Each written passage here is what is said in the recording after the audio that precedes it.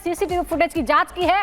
हत्याकांड वाले रात की फुटेज की जांच की है। जो आरोपी है संजय रॉय, उसे 2 बार अस्पताल के अंदर आते और जाते देखा गया है। बताया जा रहा है कि सीसीटीवी फुटेज में वो 11 बजे रात को पहली बार अस्पताल में आता हुआ नजर आ रहा है, उसके बाद वापस जाता है और उसके बाद फिर आता है और आखिरी बार 4:37 पर वो अस्पताल से बाहर निकल जाता है। ये फुटेज बेहद अहम कड़ी हो सकते हैं।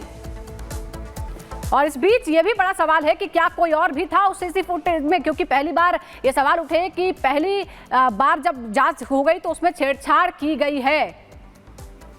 वारदात वाली रात 2 बार अस्पताल आया था आरोपी संजय रॉय, ये सीसीटीवी फुटेज में नजर आ रहा है। सीधे हम ग्राउंड पर रुक कर लेते हैं। जतिन इस वक्त हमारे सहयोगी हमारे साथ जुड़ गए। जो सीसीटीवी फुटेज जतिन अब सामने आई है, कितना महत्वपूर्ण हो सकता है, क्योंकि कई चीजें दिख रही हैं कि कैसे आरोपी रात को वहां पर पहुंचा था। जी बिल्कुल, देखिए पूरी टाइमलाइन सीबीआई इस सीसीटीवी फुटेज के आधार पर तैयार कर रही है और ये बहुत ही महत्वपूर्ण सबूत है जिसको कोर्ट में ट्रायल के दौरान भी सीबीआई रखती हुई नजर आएगी। सबसे पहले मुख्य आरोपी संजय रॉय 11 बजे अस्पताल के अंदर दाखिल होता है, एक वार्ड में वो जाता है, कुछ लोगों से मिलता है। ये भी जानकारी मिल रही है कि संजय रॉय दरअसल मीडिएटर के तौर पर इस अस्पताल में काम करता था, क्योंकि सरकारी अस्पताल है। मरीज जो इलाज कराने आते हैं उनसे कुछ पैसे ले लेता था, उसके बाद अस्पताल में बेड दिलवा दिया करता था। तो 11 बजे के आसपास वो एक पेशेंट से मिला, आधा घंटा अस्पताल में रुका, उसके बाद वापस चला गया। यह भी जानकारी मिल रही है कि संजय रॉय पास में बनी चौकी के अंदर ही रहता था, रात वहीं बिताता था। लेकिन एक बार फिर से संजय रॉय अस्पताल में दाखिल होता है। इस बार दाखिल होता है देर रात 3:45 पर और तकरीबन 50 मिनट तक वो उस सेमिनार हॉल के आसपास पहुंचता है और उसके बाद 4:35 पर वो सेमिनार हॉल से बाहर निकलता है और 4:37 यानी कि महज 2 मिनट का समय लगा जब वो पूरे अस्पताल परिसर, जो कि मेन गेट है अस्पताल का, वहां से बाहर निकल जाता है।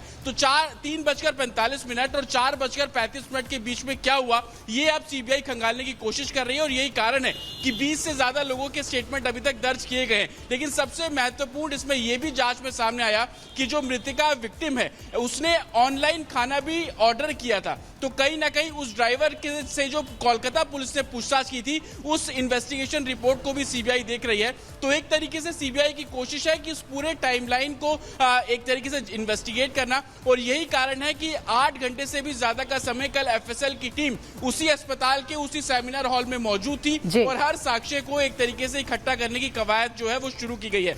आपको बता दें कि आज भी 5 ऐसे ठीक है, बिल्कुल आप देखना ये होगा कि सीबीआई जो है, क्योंकि अब पूरे एक्शन मोड में नजर आ रही है, जांच का दायरा भी आगे बढ़ा दिया गया। जतिन आप बने रहिए, शिखा भी हमारे साथ जुड़ चुकी हैं, लेकिन इस बीच बड़ी खबर का रुख कर लेते हैं। बड़ी खबर सामने आ रही है, कोलकाता का सीबीआई रात में खाना डिलीवरी करने वाले से पूछताछ हुई है। पीड़िता और उसके दोस्तों को खाना पहुंचाया गया था इस डिलीवरी बॉय के जरिए। वारदात वाली रात को खाना डिलीवर किया गया था। अब उस डिलीवरी बॉय से भी सीबीआई की जो टीम है वो पूछताछ कर रही है। पूछताछ के बाद जो है आखिर सच्चाई क्या थी, इसके तहत पहुंचने की कोशिश जो है अब सीबीआई की टीम की हो रही है। लेकिन अब देखिए डिलीवरी बॉय जो अहम माना जा रहा है, क्योंकि खबर ये मिल रही है कि पीड़िता ने खाना ऑर्डर किया था, ऑनलाइन खाना ऑर्डर किया था और अपने दोस्तों के साथ खाना खाया था।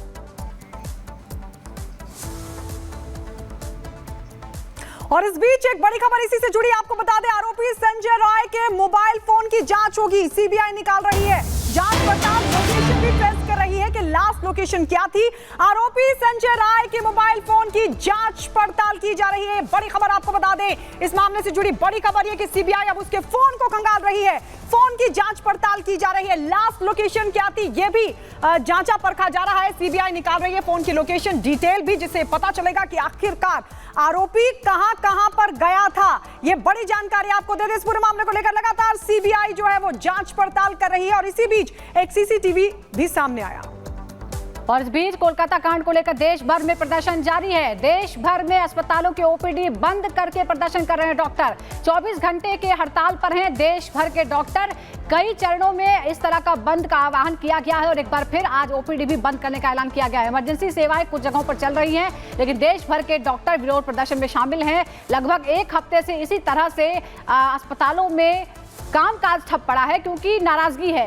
इस घटना को लेकर भी आप तस्वीरें देखिए अलग अलग, पटना, सिलीगुड़ी, तिरुवनंतपुरम की तस्वीरें हम आपको दिखा रहे हैं। यानी उत्तर से लेकर दक्षिण, पूर्व से लेकर पश्चिम तक हड़ताल है क्योंकि डॉक्टर नाराज है अपनी साथी के साथ जो बर्बरता हुई है उसकी वजह से भी, और जिस तरह से वो अक्सर हिंसा का शिकार होते हैं अस्पतालों में इलाज करने के बावजूद, जिस तरह से उनके साथ मारपीट होती है उस बात को लेकर भी नाराजगी। और वो चाहते हैं कि कुछ ऐसा नियम बनाया जाए जिससे उनकी सुरक्षा जो है वो पुख्ता हो सके। और हम पूरे देश में हमारे सहयोगी लगातार मौजूद हैं, कोलकाता में भी मौजूद हैं जो हमें घटना की जानकारी दे रहे हैं। और इस वक्त हम दिल्ली चलते हैं, हमारी सहयोगी शिखा शर्मा हमारे साथ जुड़ गई हैं। शिखा, आप इस वक्त देश के सबसे बड़े अस्पताल एम्स में मौजूद है। पिछले एक हफ्ते से प्रदर्शनों का दौर लगातार जारी है, आज क्या स्थिति है, क्या कह रहे हैं डॉक्टर? बिल्कुल सुजाता, देखिए एम्स में मैं मौजूद हूं और सबसे बड़ा अस्पताल इसको माना जाता है, लेकिन यहां पर भी डॉक्टर्स की तरफ से हड़ताल के लिए, स्ट्राइक के लिए कहा गया है। आईएमए ने कहा है कि देश भर के जो हॉस्पिटल्स हैं उनकी ओपीडी सेवाएं जो है बंद रखी जाएंगी, लेकिन यहां पर जितने भी लोगों से मैं बात कर रही हूं उनका सिर्फ यही कहना है, वो जो डॉक्टर है, महिला डॉक्टर, उनको इंसाफ मिलना ही चाहिए। देखिए यहाँ पर हमारे साथ लोग मौजूद है, उनसे बात करते हैं। मिलना चाहिए हमारे को इंसाफ। हमारे जो डॉक्टर के साथ अत्याचार हुआ है वो इंसाफ मिलना है। सीआईडी जाके उनसे इंसाफ ले, और जो अत्याचार जिसने किया है हमें इंसाफ चाहिए। हम नहीं हटेंगे पीछे। हमारे डॉक्टर जो होते हैं, हमारे भगवान के डॉक्टर, तो डॉक्टर हर मरीज को बचाते हैं, वो कैंसर का हो, वो विकलांग हो, वो बीमार हो, चाहे कितना रोगी से रोगी हो, डॉक्टर हाथ डालते हैं और हेल्प करते हैं। डॉक्टर के साथ ऐसे अत्याचार किया, हमें इंसाफ चाहिए इंसाफ।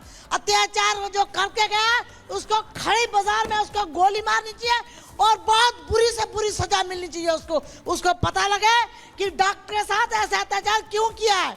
तो देखिए किस तरीके से लोगों में रोष और गुस्सा जो है वो देखा जा रहा है। आप क्या कहेंगे, क्योंकि एम्स में मैं मौजूद हूँ, 11 बजे से यहाँ पर सभी डॉक्टर यहाँ भी प्रोटेस्ट करना शुरू कर देंगे, लेकिन जो ओपीडी सेवाएं हैं वो 24 घंटे के लिए यहाँ पर बंद की गई हैं। क्या कहेंगे? मैम, मैं ये कहना चाहता हूँ, जो भी जिनके भी साथ ऐसा हुआ है, 6 में बहुत अन्याय हुआ है, ऐसा काम नहीं होना चाहिए। अगर ऐसा होगा तब भाई हमारे देश का भविष्य बहुत खतरे में रहेगा।